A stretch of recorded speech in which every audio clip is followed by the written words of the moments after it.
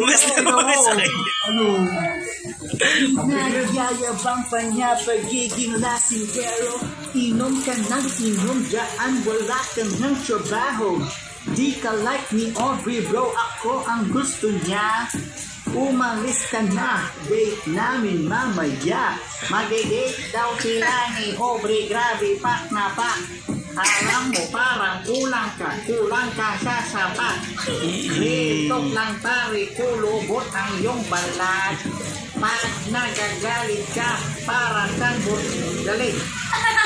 Kulubot daw ang aking skin, sabi nitong kulot. Naiinggit ka lang kasi sa'yo ay mabatot. O di ka pa tumigil at di ka pa lumuhod. Ipagkakalat ko sa iba na ikaw ay support. Pakita. Hindi na lang. Tumahimik ka, Sherilyn. Tumabi ka nga. Ikaw ang yabang mo, purkit may bukol sa muka. Para kang sisiw pari na walang pakpak. Nakita ko yung lola mo, andon nanganganak. Sabi niya mukha daw bukol ang aking ilong. At least hindi naghihirap kapag sinisipon.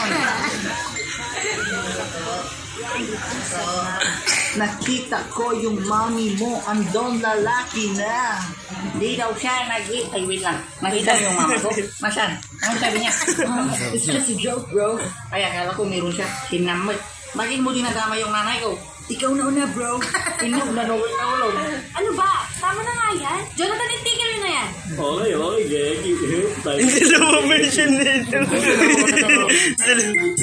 And